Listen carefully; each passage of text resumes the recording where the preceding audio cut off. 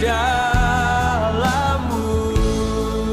Oh, Yesus, hanya Kau yang kuandalkan, melebihi siapapun juga. Yesus, hanya Kau yang ku percaya di setiap waktu.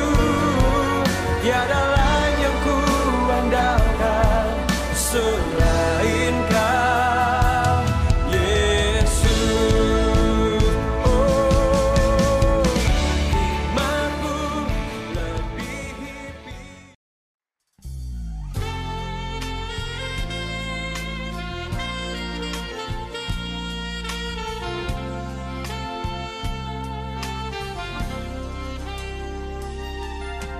Lapangkanlah tempat kemahmu,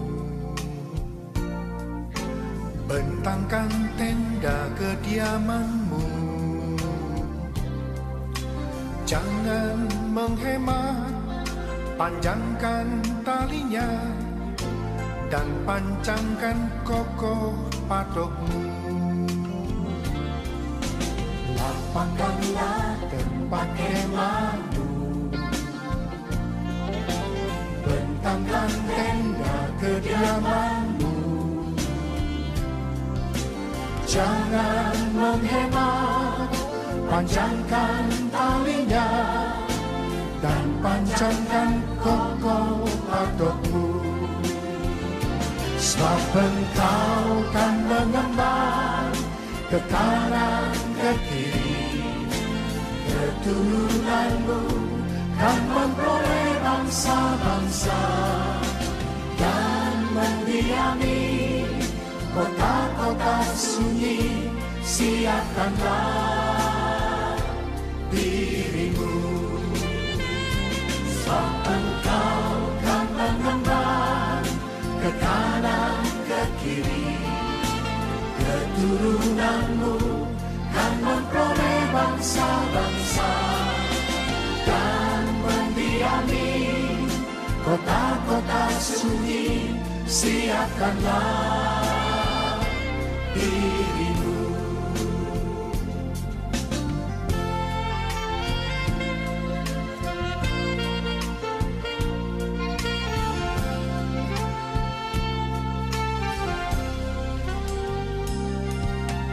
Lapangkanlah tempat kemahmu, bentangkan tenda.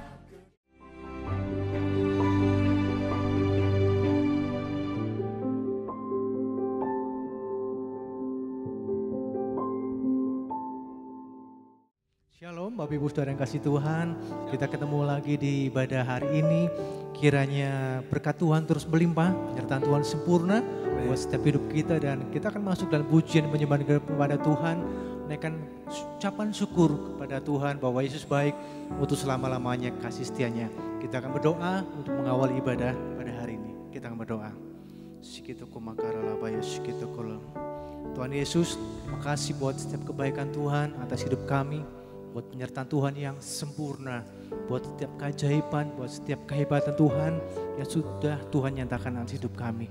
Ini hidup kami, keberadaan hidup kami taruhkan dalam tangan kasih Tuhan. Kami datang dengan tulus ikhlas untuk memuji menyembah Tuhan. Oh, yang menilik setiap hati kami, adakah kami benar-benar bersyukur buat setiap perbuatan tangan Tuhan yang ajaib. Makasih Bapa, nyatakan kuasa-Mu, nyatakan kebesaran-Mu, kedahsyatan-Mu dan keajaiban-Mu. Kami percaya saat kami menaikkan pujian menyembah kepada Tuhan, ada kuasa Tuhan dicurahkan, ada kasih yang dicurahkan, ada berkat yang dicurahkan, ada kesembuhan buat setiap kami yang mengalami sakit. Terpujilah nama-Mu Tuhan, yang siap memuji menyembah Tuhan dengan semangat, katakan sama-sama, amin. Haleluya. Hanya Tuhan kita Yesus, Allah kita yang hebat, ajaib perbuatannya. Haleluya.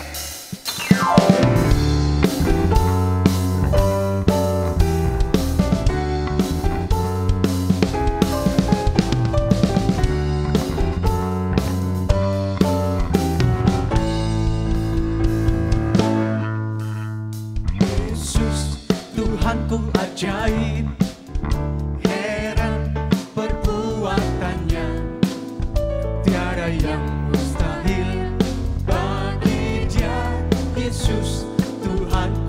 ajaib. Yesus Tuhanku ajaib, heran perbuatannya, tiada yang mustahil bagi Dia. Yesus Tuhanku ajaib. Haleluya, haleluya. Mujizat yang diperbuatnya sungguh ajaib. Haleluya, haleluya. Untuk selama-lamanya Tuhanku ajaib. Hanya Yesus Tuhan kita Allah yang ajaib. Haleluya.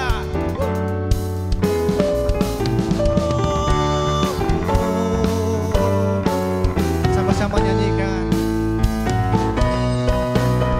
Yesus Tuhanku ajaib, heran perbuatannya, tiada yang mustahil bagi Dia. Yesus Tuhanku ajaib. Haleluya, haleluya. Mujizat yang diperbuatnya sungguh ajaib. Haleluya, haleluya.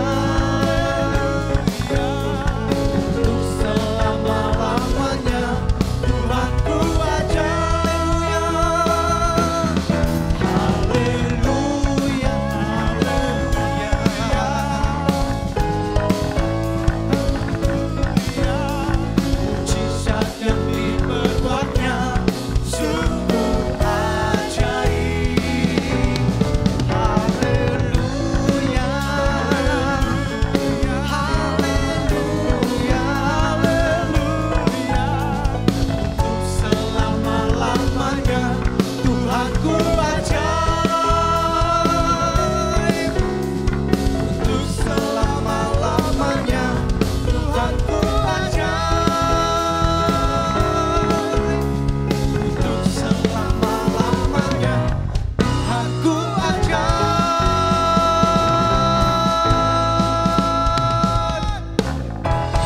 Haleluya, saudara-saudari, buat Tuhan kita yang ajaib. Haleluya. Hanya Tuhan kita Allah yang hebat, dulu, sekarang, dan selama-lamanya. Haleluya. Mari tepuk tangan sama-sama menyanyikan kehebatan Tuhan. Satu-satunya Tuhan yang ajaib, hebat perbuatannya. Haleluya.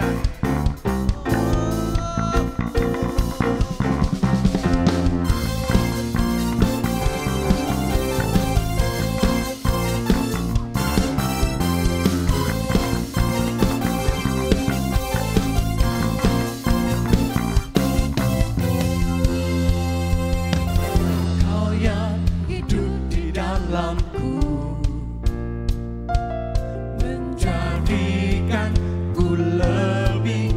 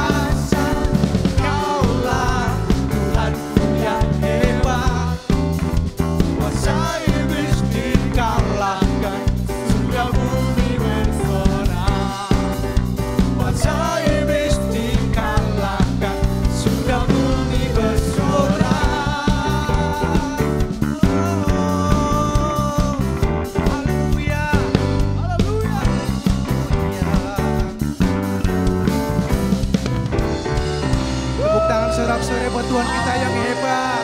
Haleluya, haleluya. Terima kasih Tuhan Yesus buat kehebatanmu dalam hidup kami, buat keajaiban yang terus Tuhan nyatakan dalam hidup kami.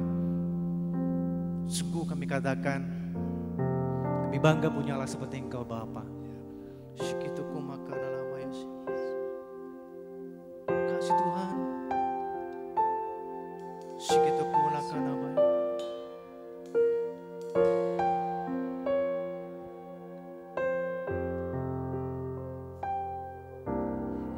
Ajaib Kau Yesus, ajaib kasih-Mu yang Kau nyatakan di sepanjang hidupku. Dari segalanya yang Kau janjikan telah Kau genapi bagiku.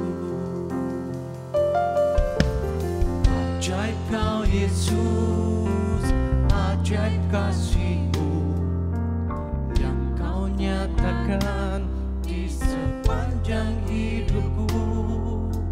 Dari segalanya yang Kau janjikan Kau genapi bagiku.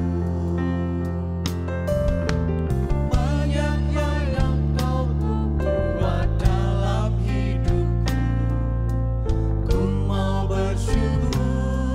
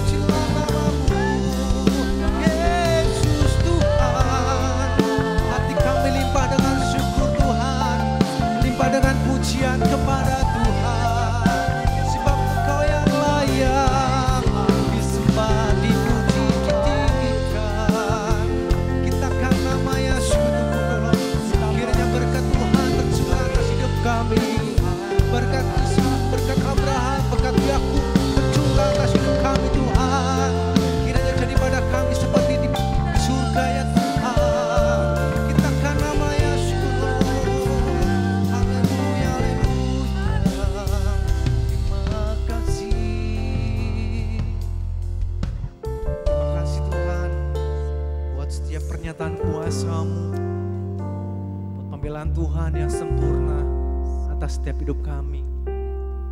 Kami tahu Tuhan, tanpa Engkau siapa kami ini Tuhan. Kami boleh berjalan dalam jalan-jalan Tuhan karena hanya kebaikan Tuhan, hanya karena Roh Kudus yang menuntun terus hidup kami. Bahwa kami terus masuk dalam rencana Tuhan. Bila firman-Mu saat hari ini boleh menguatkan, boleh membimbing hidup kami, tetap dekat, tetap ada dalam jalan-jalan Tuhan. Tetap berpengharapan kepada Tuhan Yesus kami. Allah yang ajaib, Allah yang mulia, Allah yang hebat, Allah yang dahsyat. Makasih Tuhan. Terpujilah nama-Mu Tuhan, hari itu selama-lamanya. Makasih Tuhan.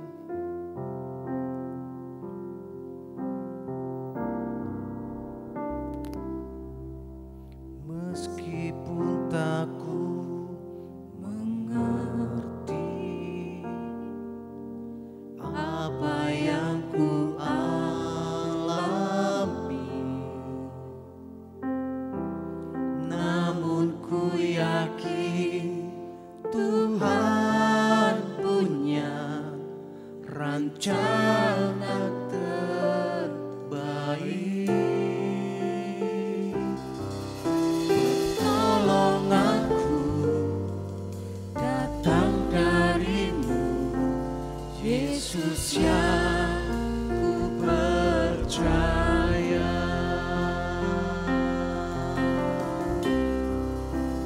Yang tak mungkin bagiku, semua mungkin bagimu. Hanya Engkaulah jawaban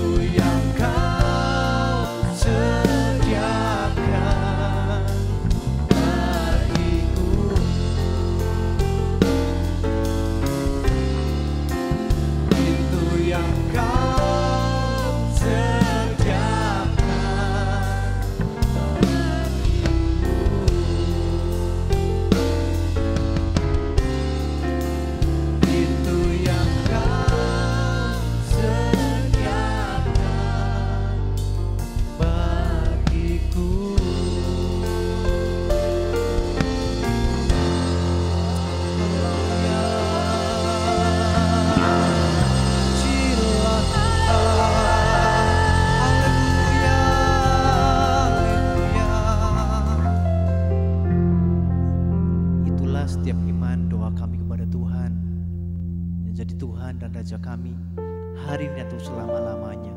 Terpujilah nama Tuhan untuk selama-lamanya. Yang diberkati Tuhan, katakan sama-sama. Amin.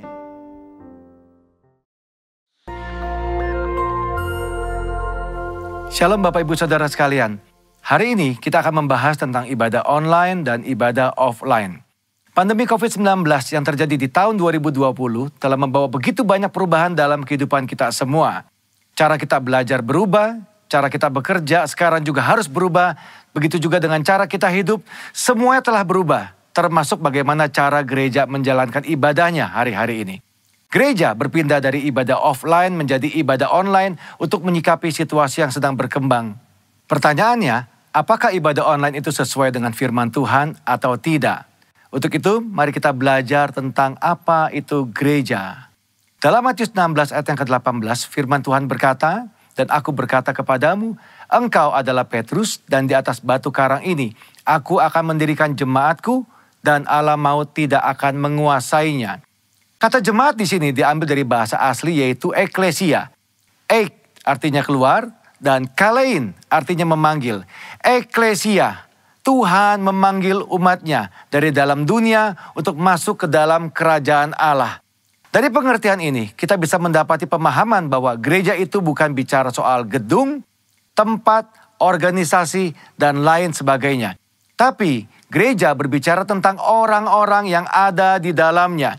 Gereja adalah perkumpulan orang-orang kudus yang menerima keselamatan lewat pengorbanan Yesus di kayu salib, yang percaya bahwa Yesus adalah Tuhan, penuh dengan Roh Kudus dan hidupnya sesuai dengan firman Tuhan. Itulah gereja yang sesungguhnya.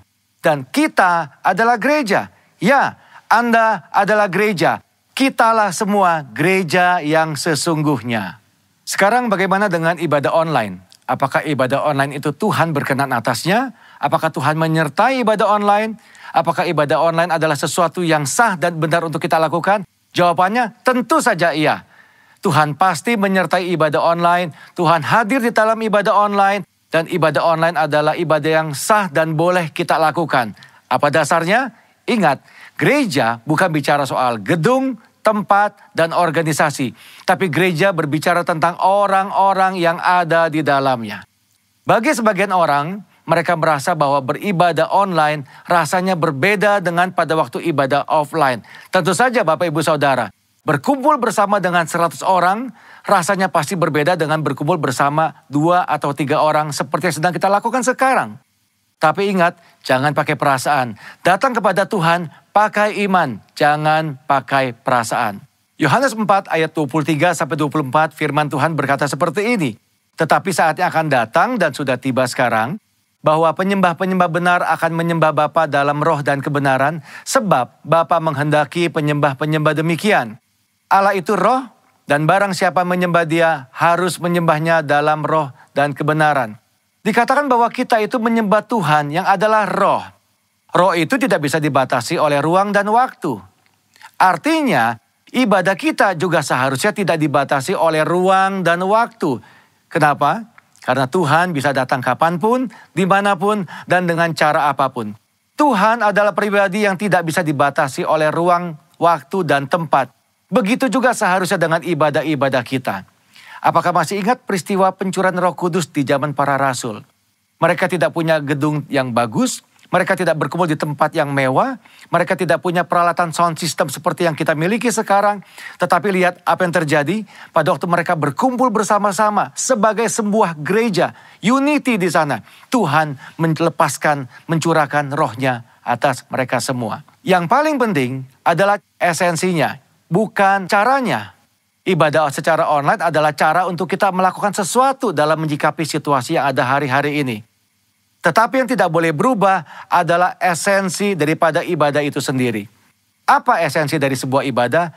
Tuhanlah yang menjadi pusat dari semua yang kita lakukan pada waktu ibadah itu berlangsung. Cara bisa berubah, cara hari ini bisa berbeda dengan cara tahun yang akan datang. Tetapi esensi dalam sebuah ibadah tidak pernah boleh berubah. Selain daripada itu, apakah kita sadar bahwa lewat ibadah online, firman Tuhan itu tersebar lebih jauh dan lebih luas daripada yang pernah kita bayangkan sebelumnya. Dengan kata lain, ibadah secara online ini mempercepat penyebaran Injil seperti yang diperintahkan dalam amanat agung. Sekarang kita akan membahas bagian terakhir. Apakah setelah pandemi ini berakhir, kita tidak perlu lagi datang ke gereja atau mengikuti ibadah offline seperti sebelumnya? Tentu saja tidak, Bapak Ibu Saudara sekalian. Ada 3 alasan kenapa kita tetap harus datang ke gereja berkumpul bersama-sama seperti yang kita lakukan di masa sebelumnya. Alasan yang pertama, 1, adalah atmosfer atau suasana ibadah. Yang kedua, tentang impartasi dan pengurapan kuasa Roh Kudus yang biasa dilakukan lewat penumpangan tangan. Ini sulit untuk dilakukan pada waktu ibadah secara online. Yang ketiga yang tidak kalah penting adalah tentang persekutuan bersama-sama. Ingat, gereja adalah perkumpulan orang-orang percaya. Disebut kumpulan karena memang jumlahnya lebih dari 1. Dan di dalam perkumpulan ini ada rasa saling di dalamnya. Saling sayang, saling mengasihi, saling menegur, saling membangun, saling menyapa, saling mendoakan, saling menguatkan. Nah, hal-hal seperti ini tentu sulit untuk dilakukan di dalam ibadah secara online. Pada dasarnya kita adalah makhluk sosial. Tuhan menciptakan kita tidak untuk sendirian. Kita perlu untuk bertemu, berinteraksi satu sama lain kepada saudara-saudara seiman kita. Apakah Bapak Ibu Saudara tidak kangen untuk kembali beribadah bersama-sama dengan teman-teman kita sebelumnya? Kembali saling sapa, saling tegur, bertemu dengan gembala kita sendiri. Ayo jangan tinggalkan ibadahmu hari-hari ini. Tuhan Yesus tetap dekat dengan kita. Tuhan menyertai kita semua. Shalom.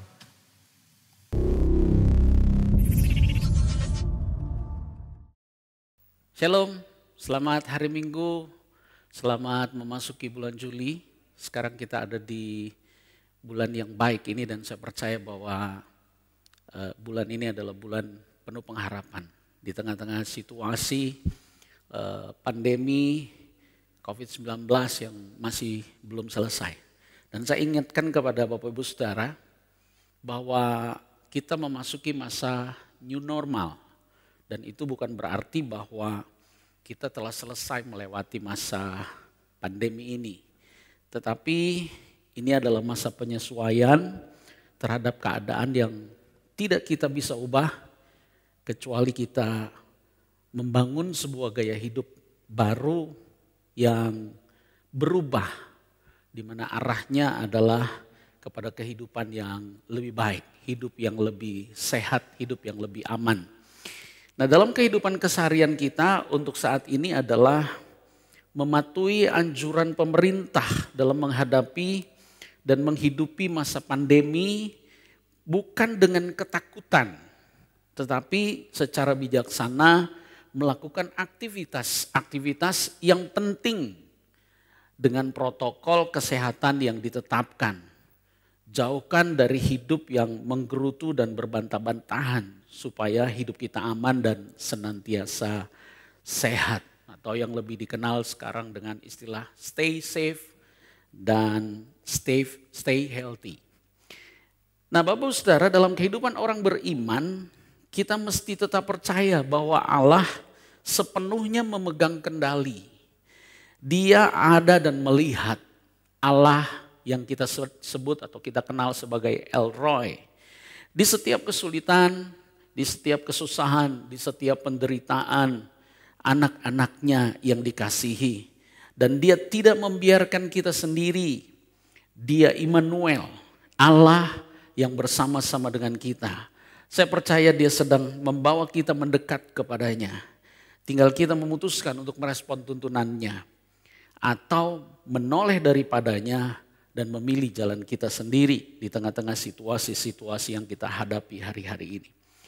Nah, Bapak Saudara, kalau new normal ini adalah satu momentum proses perubahan ke arah yang lebih baik, maka ini saatnya Bapak Saudara. Dalam kehidupan iman kita menanggapinya dengan perubahan akal budi, perubahan pola pikir, supaya kita dapat membedakan mana yang baik, berkenan, dan sempurna menurut kehendak Allah. Bulan lalu kita belajar kebenaran firman Tuhan melalui kisah hidup bangsa Israel yang dibawa oleh tangan Tuhan yang kuat dari kehidupan di Mesir sebagai budak menuju tanah perjanjian, yaitu hidup dalam pembebasan oleh anugerah Allah. Menikmati hubungan yang intim dengan Tuhan. Hubungan bapa dan anak yang tanpa batas.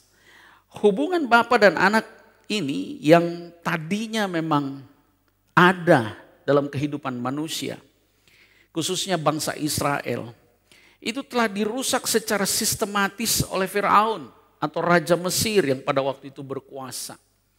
Ya, dan selama 430 tahun sejak kematian Yusuf, satu masa perbudakan yang begitu panjang yang menyebabkan bangsa Israel kehilangan rasa dicintai dan mencintai, rasa dikasihi dan mengasihi Allah.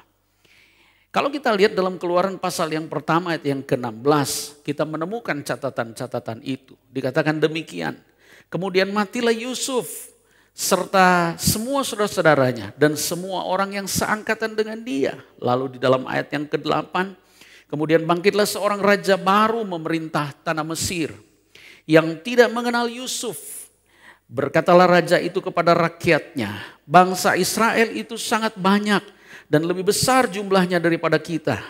Marilah kita bertindak dengan bijaksana terhadap mereka supaya mereka jangan bertambah banyak lagi. Dan jika terjadi peperangan, jangan bersekutu nanti dengan musuh kita dan memerangi kita.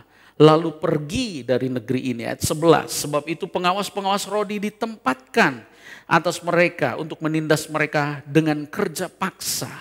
Mereka harus mendirikan bagi Firaun kota-kota perbekalan, yaitu Pitom dan Ramses. Tetapi makin ditindas makin bertambah banyak dan berkembang mereka, sehingga orang merasa takut kepada orang Israel itu. Lalu dengan kejam orang Mesir memaksa orang Israel bekerja dan memahitkan hidup mereka dengan pekerjaan yang berat, yaitu mengerjakan tanah liat dan batu bata dan berbagai-bagai pekerjaan di padang. Ya, segala pekerjaan yang dengan kejam dipaksakan orang Mesir kepada mereka. Lalu Keluaran pasal 12 ayat 40 dikatakan demikian, lamanya orang Israel diam di Mesir adalah 430 tahun. Sekali lagi satu masa kesulitan, masa kesusahan yang cukup panjang, 430 tahun. Jadi cukup untuk melupakan satu hubungan yang intim dengan Bapa, dengan Tuhan yang selama ini dibangun oleh nenek moyang mereka.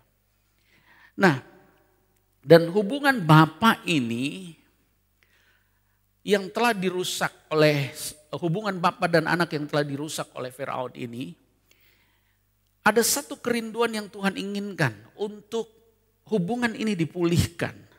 Maka ketika Tuhan mendengar teriak orang Israel, ia bertindak dengan tangan yang kuat, membawa anak-anaknya keluar dari Mesir, menuju ke tanah yang telah dijanjikan kepada nenek moyang mereka, di mana mereka akan menikmati satu hubungan yang intim dengan Allah, disertai dengan semua berkat bagi kehidupan anak-anaknya, yaitu berkat jasmani, berkat jiwani, dan berkat rohani. Nah, bagi bangsa Israel, 430 tahun itu sudah terlalu lama. Mereka sulit untuk bisa merasakan kembali hubungan bapa dan anak.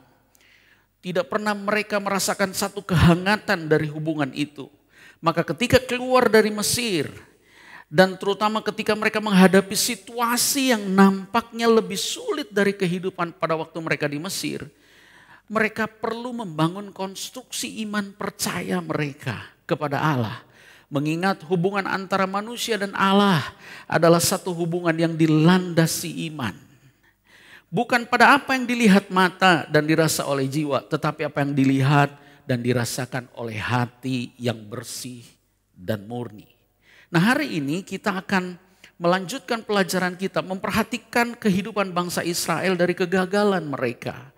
Membangun konstruksi iman sehingga sebagian besar dari mereka mati di padang gurun. Karena proses-proses yang sulit selama perjalanan menuju ke tanah perjanjian. Kegagalan membangun konstruksi iman ini tidak boleh kita alami, Bapak Saudara.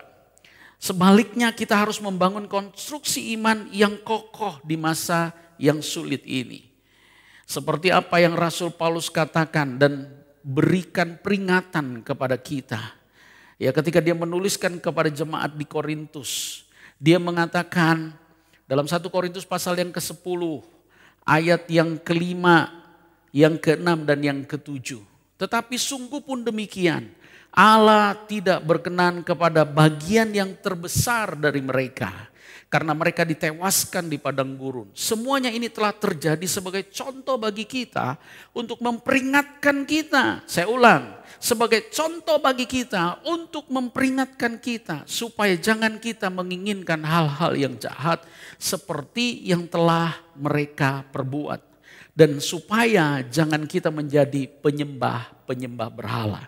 Sama seperti beberapa orang dari mereka, seperti ada tertulis, maka duduklah bangsa itu untuk makan dan minum, kemudian bangunlah mereka dan bersukaria. Sekali lagi surah ayat ini disampaikan pada bulan ini, meskipun saya sampaikan di bulan yang lalu. Tetapi ini menjadi satu hal yang bagi saya penting untuk menjadi penekanan buat kita semua.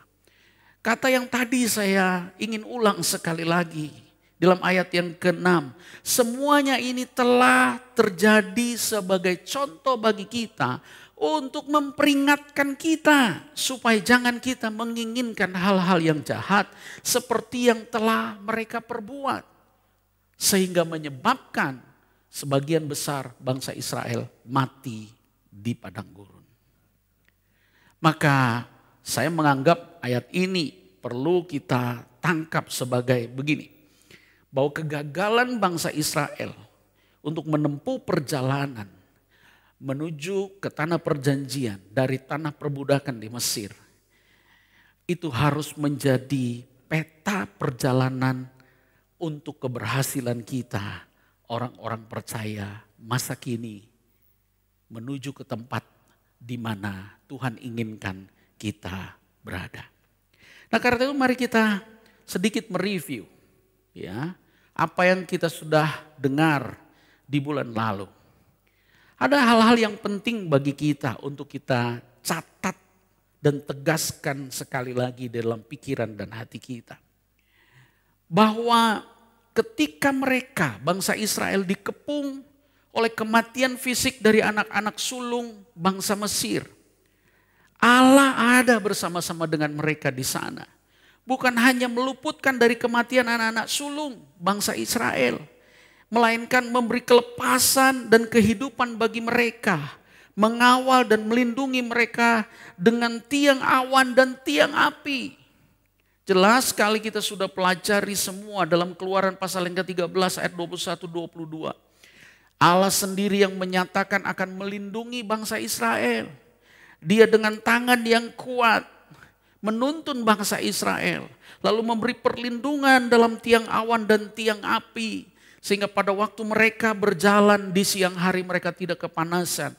Pada waktu mereka berjalan di malam hari kaki mereka tidak terantuk. Karena mereka ada dalam terang yang Tuhan berikan kepada mereka untuk sampai ke tanah perjanjian.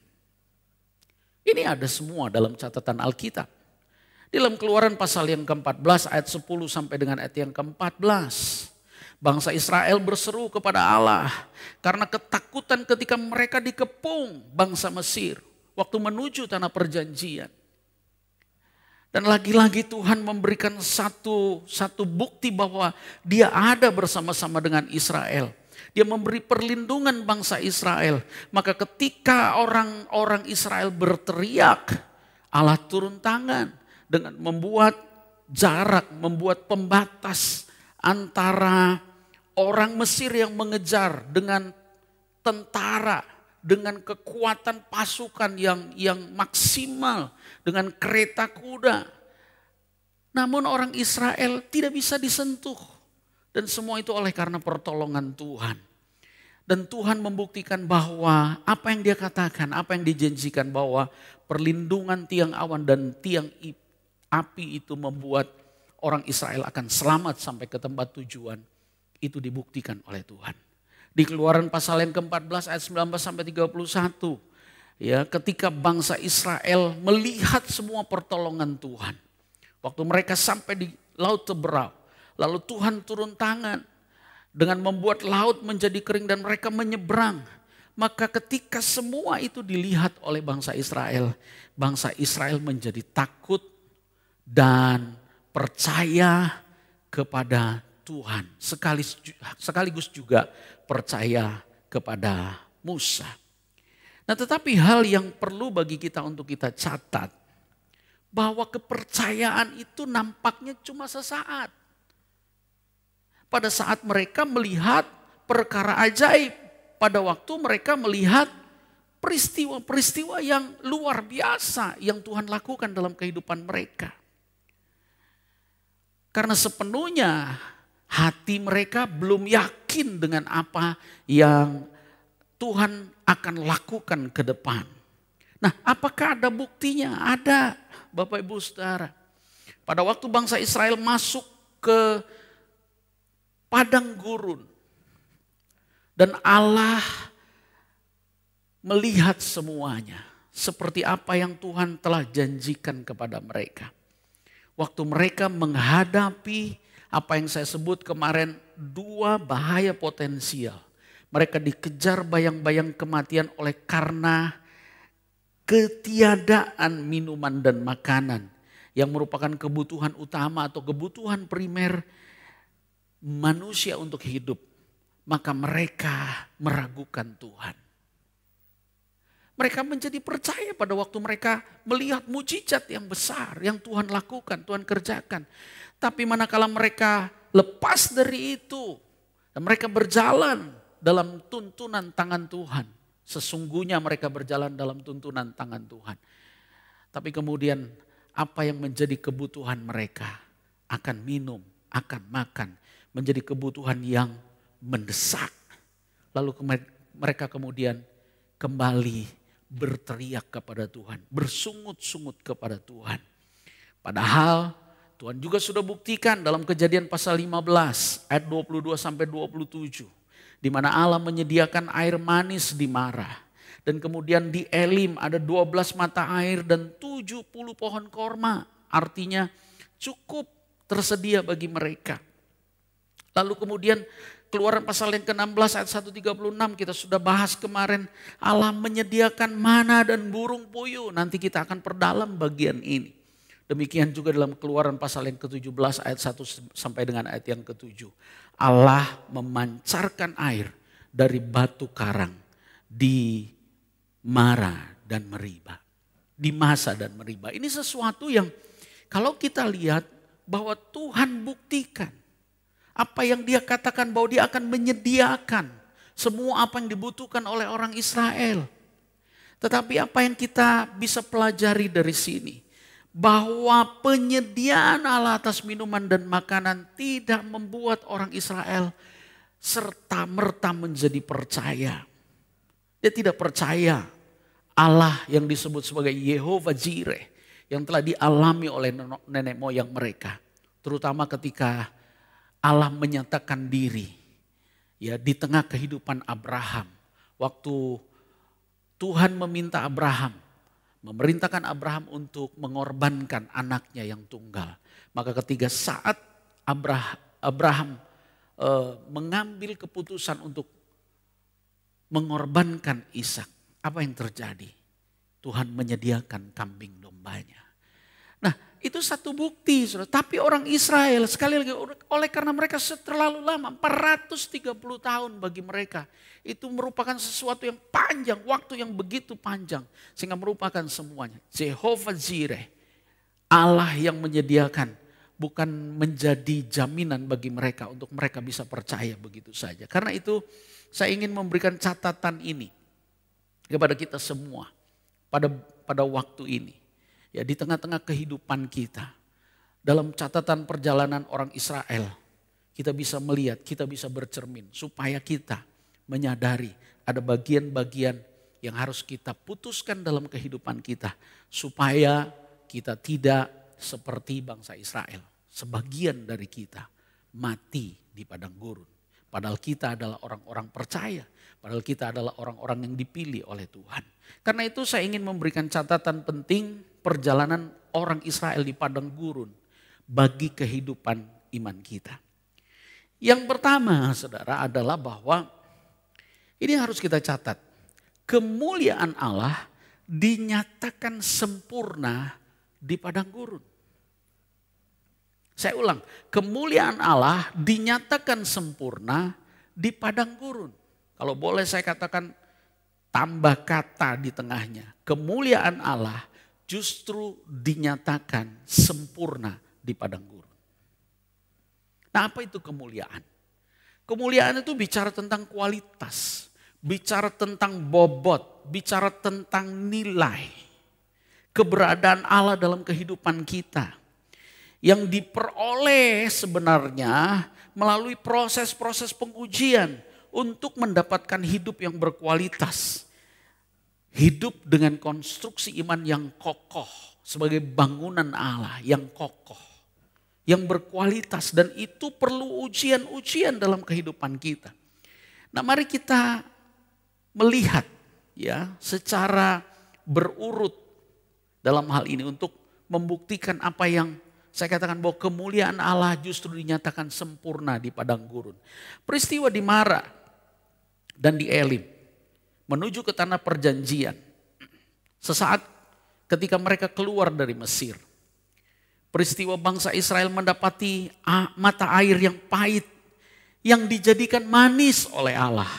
Dan tersedianya sekali lagi 12 mata air dan 70 pohon korma adalah satu pintu masuk bagi orang Israel untuk mengalami kemuliaan Allah yang sesungguhnya tersedia, di mana kualitas iman yang kokoh itu dibangun ya secara konstruktif oleh tangan Allah sendiri. Saudara, ini jadi satu hal yang bagi kita tentu menjadi satu dorongan buat kita bahwa bukan karena kekuatan kita. Membangun konstruksi iman pun Allah dengan gigihnya menuntun kita, membawa kita kepada satu kualitas iman, satu kehidupan yang sungguh-sungguh nantinya berkenan di hadapan Tuhan. Nah, saudara, kalau ini ada tangan Tuhan dan ada kehidupan kita atau bagian daripada kehidupan kita, maka ini artinya bahwa hasil sepenuhnya itu akan ditentukan oleh setiap respon kita. Kita harus mengerti bahwa padang gurun adalah kemuliaan hidup yang sesungguhnya. Di padang gurunlah kemuliaan Allah nampak begitu nyata, tetapi disayangkan orang Israel berpikir justru di Mesirlah mereka bisa menikmati kemuliaan atau kualitas hidup. Di mana mereka hanya menikmati makan dan minum. Tetapi sebenarnya mereka menikmati penindasan yang mereka alami hanya demi melihat kebutuhan makan dan minum yang hanya untuk kebutuhan sesaat. Sementara yang jauh lebih penting dari itu, yaitu kebutuhan kekal, telah mereka abaikan. Nah, catatan Alkitab dalam peristiwa ini ada dalam kitab Keluaran pasal yang ke-15 ayat 22. Musa menyuruh orang Israel berangkat dari laut Teberau. Lalu mereka pergi ke padang gurun Syur. 3 hari lamanya mereka jalan di padang gurun dengan tidak mendapat air. Sampailah mereka ke Mara, tetapi mereka tidak dapat meminum air yang di Mara itu karena pahit rasanya. Itulah sebabnya dinamai orang tempat itu Mara. Lalu bersungut-sungutlah bangsa itu kepada Musa, kata mereka, apakah yang akan kami minum? Lalu orang Israel juga berteriak, bersungut-sungut dan berkata kepada Musa dan Harun, kalau kami mati tadinya di tanah Mesir oleh tangan Tuhan ketika kami duduk menghadapi kuali berisi daging dan makan roti sampai kenyang. Sebab kamu membawa kami keluar ke padang gurun untuk membunuh seluruh jemaat ini dengan kelaparan. Keluaran pasal yang ke-16 ayat yang ke-3. Nah, ini persungutan yang sebenarnya tidak harus mereka lakukan. Karena apa? Karena Tuhan sudah memberi gambaran tentang ujian-ujian yang akan datang setelah ketetapan dan peraturan diberikan. Ketetapan dan peraturan itu semacam buku panduan dan tidak boleh dilanggar jika kita ingin menikmati kemuliaan Allah. Keluaran 15 ayat 25 mencatat begini, maka berseru-serulah kepada Tuhan dan Tuhan menunjukkan kepadanya sepotong kayu. Musa melemparkan kayu itu ke dalam air, lalu air itu menjadi manis. Di sanalah dimara, diberikan Tuhan ketetapan dan peraturan kepada mereka, dan di sanalah Tuhan mencoba mereka. Maka kita bisa catatkan hal ini dalam kehidupan kita, Bapak Ibu Saudara. Bahwa kualitas iman yang kokoh adalah kemampuan melihat kemuliaan Allah dalam kekekalan. Dibandingkan hanya dengan melihat kemuliaan sesaat. Nah mari jangan sampai kita salah dalam mengambil keputusan dalam kehidupan kita hari-hari ini. Kita hanya mengejar kebutuhan sesaat kita. Makan, minum. Di tengah-tengah masa pandemi ini menjadi sesuatu yang menakutkan. Sekali lagi seperti bangsa Israel, awal kalau mereka keluar dari Mesir, mereka menghadapi kematian fisik dari anak sulung. Orang-orang Mesir pada waktu itu. Dan kemudian ternyata orang Israel mendapat keselamatan. Bukan hanya sekedar anak-anak sulung mereka, tapi semua bangsa Israel. Mendapatkan keselamatan itu. Tetapi kemudian setelah melewati masa itu, mereka ketakutan tidak bisa makan. Mereka ketakutan gak bisa minum. Ini sesuatu yang perlu kita catat dalam kehidupan kita. Kenapa? Karena inilah yang menjadi kegagalan dalam kehidupan orang Israel. Dan mereka akhirnya dibunuh oleh Tuhan. Sebagian besar mati. Yang sesungguhnya bukan dibunuh Tuhan, tapi keputusan mereka yang salah di hadapan Tuhan. Sehingga mereka mati di padang gurun. Dan ini sesuatu yang perlu bagi kita untuk kita renungkan, saudara. Sekali lagi kualitas iman yang kokoh itu adalah kemampuan untuk melihat kemuliaan Allah dalam kekekalan. Dibandingkan dengan melihat kemuliaan sesaat yang hanya cukup untuk kehidupan kita hari ini. Tuhan melakukan ujian ini supaya apa? Supaya kita sungguh-sungguh memiliki kehidupan yang berkualitas. Keluaran 20 ayat 20 Musa berkata begini. Janganlah takut sebab Allah telah datang dengan maksud untuk mencoba kamu. Dan dengan maksud supaya takut akan Dia ada padamu. Agar kamu jangan berbuat dosa. Yang kedua Bapak Saudara. Dalam kehidupan orang Israel. Peristiwa di padang gurun Sin antara Elim dan Gunung Sinai. Ketika mereka keluar dari Elim. Ketika mereka menikmati 12 mata air dan 70 pohon korma. Ketika bangsa itu menggerutu tentang makan dan minum. Dan Allah sediakan sepenuhnya kebutuhan mereka. Namun ada ketetapan dan peraturan yang harus dipenuhi. Yaitu ketetapan mengenai penyediaan Allah. Keluaran pasal 16 ayat yang keempat. Lalu berfirmanlah Tuhan kepada Musa. Sesungguhnya aku akan menurunkan dari langit hujan roti bagimu. Maka bangsa itu akan keluar dan memungut tiap-tiap hari sebanyak yang perlu untuk sehari. Supaya mereka kucoba apakah mereka hidup menurut hukumku atau tidak. Dan pada hari yang ke-6 apabila mereka memasak yang dibawa mereka pulang. Maka yang dibawa itu akan terdapat 2 kali lipat banyaknya dari apa yang dipungut mereka sehari-hari. Nah Bapak Saudara ini ada satu aturan ya. Hukum dan ketetapan yang Tuhan buat ya di tengah-tengah penyediaan Allah yang sempurna. Di mana mereka menikmati ketersediaan itu di padang gurun. Tapi mereka harus mematuhi semua aturannya. Menjadi sesuatu yang penting untuk kita catatkan dalam kehidupan kita. Supaya apa? Supaya di tengah-tengah anugerah Tuhan di mana kita dapat menikmati semua ketersediaan yang Allah sediakan di padang gurun ini, tidak menjadikan kita ini menjadi orang-orang yang seperti orang Israel ini. Apa saja yang orang Israel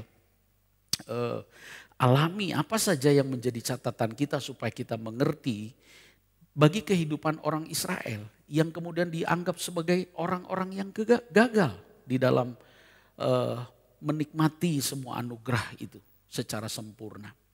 Karena mereka tidak hidup di dalam kualitas iman yang kokoh, di mana mereka seharusnya mampu menikmati penyediaan Allah dalam takut akan Allah, ketaatan, dan rasa cukup.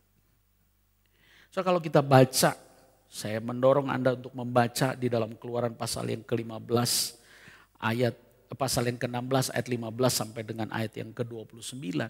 So akan menemukan beberapa hal di sana. Di antaranya bahwa mereka harus mematuhi hari Sabat. Tuhan membuat aturannya. Setiap hari Tuhan kirimkan yang namanya mana.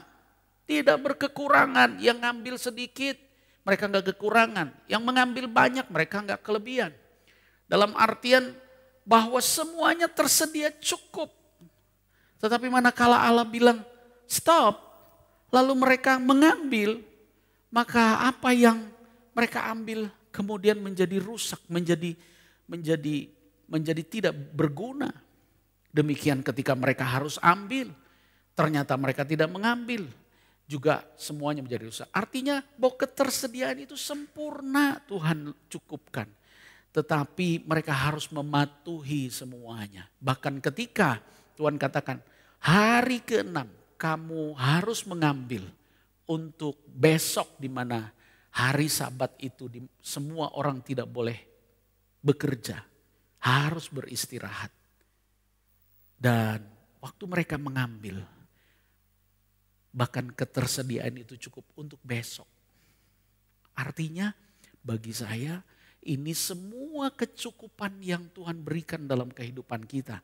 Dan harus kita nikmati secara penuh dengan anugerah Tuhan. Menikmati secara sadar bahwa ini adalah anugerah yang Tuhan berikan dalam kehidupan kita. Ada beberapa yang mencoba mengambil pada hari yang ke-7 dan tidak tersedia itu semua. Nah karena itu Bapak Saudara sekali lagi menjadi catatan bagi kehidupan kita. Bahwa kualitas iman yang kokoh adalah kemampuan menikmati penyediaan Allah dalam takut akan Tuhan, ketaatan dan rasa cukup. Kita tidak bisa ngambil lebih dari apa yang Tuhan kasih. Tapi kita juga tidak akan berkekurangan kalau Allah ingin memberikannya kepada kita. Istirahat dalam Sabat itu berarti sudah menikmati hubungan dengan Tuhan, Sang Pemberi semua berkat itu. Itu harus bagi kita di tengah-tengah waktu-waktu kita sekarang. Jangan terlalu khawatir dengan hal yang besok akan terjadi. Karena Tuhan Yesus mengatakan apa yang bisa kita nikmati hari ini. Untuk besok ada kesusahannya. Tetapi waktu di mana kita bisa menikmati hubungan dengan Tuhan, itu tidak boleh kita abaikan. Karena itu biarlah pada kesempatan kita waktu ini, di tengah-tengah situasi-situasi yang sulit, kita jangan gegabah mengambil keputusan-keputusan ya menurut apa yang kita mau. Tetapi kita sungguh-sungguh bijaksana mengambil keputusan-keputusan dalam kehidupan kita sesuai dengan apa yang Tuhan kehendaki. Manakala Tuhan katakan ayo kita bekerja untuk mendapatkan apa yang memang menjadi bagian dari kehidupan kita. Bekerjalah dalam percaya kepada Tuhan, dalam takut akan Tuhan, dalam ketaatan, dalam rasa cukup. Tetapi manakala Allah berkata cukup, berhenti. Menikmati hubungan, melayani Tuhan, baik pribadi, keluarga, maka kita berhenti. Ketidakinginan untuk berhenti, keberatan-keberatan untuk berhenti, keberatan-keberatan untuk menikmati Sabat, itu adalah tanda daripada keserakahan yang orang Israel kemudian ditetapkan atau disebutkan sebagai orang-orang yang serakah, tamak. Sehingga mereka dikatakan sebagian besar mati di padang gurun. Nah saya berdoa supaya kita semua Bapak Ibu Saudara bisa menikmati waktu kita hari ini. Dalam kesulitan, dalam kesusahan. Mungkin kita berkata ini adalah saat padang gurun. Tapi ketahuilah bahwa padang gurun bicara tentang kemuliaan Allah yang dinyatakan sempurna dalam kehidupan. Kualitas Allah nyata dalam kehidupan kita. Bobot Allah, nilai Allah ada dalam kehidupan kita. Dan padang gurun bicara tentang kehidupan yang disediakan oleh Tuhan sepenuhnya. Dan kita harus menikmati penyediaan itu. Karena Allah Jehovah Jireh ingin ingin kita menikmatinya. Dan dalam takut akan Allah, ketaatan dan rasa cukup, maka kita berikan syukur kepada Dia. Nah, Bapak Saudara, biarlah ini perenungan yang begitu penting di dalam hari-hari kita supaya kita tetap hidup dalam perkenanan Tuhan. Tuhan Yesus memberkati. Mari saya ingin berdoa untuk saudara. Kita tundukkan kepala di hadapan Tuhan.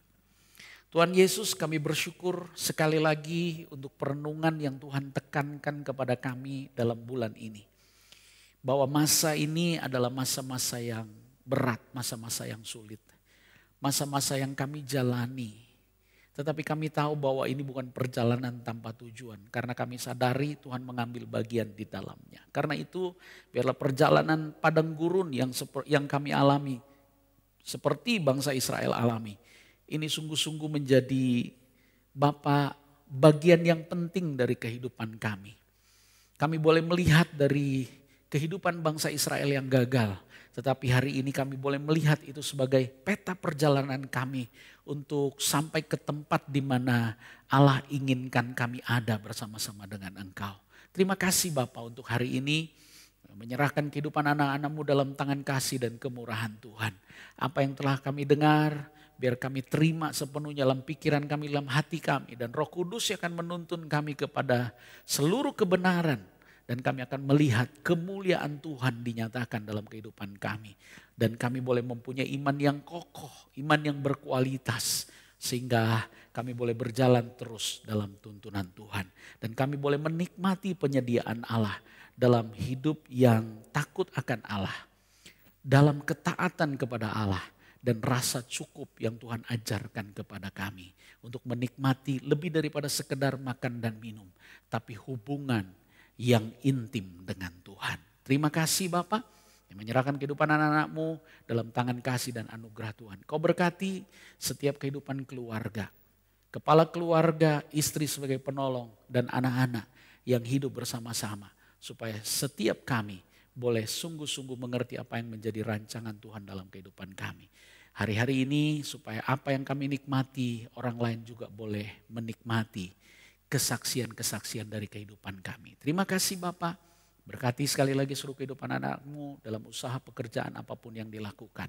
Dan kami menerima hari ini berkat yang daripada-Mu. Yaitu rahmat berkat anugerah dari Bapa Surgawi dalam kasih sayang Tuhan Yesus Kristus yang sempurna. Dan kekuatan kuasa Roh Kudus yang menyertai seluruh kehidupan anak-anak-Mu mulai hari ini sampai selama-lamanya. Haleluya. Amin.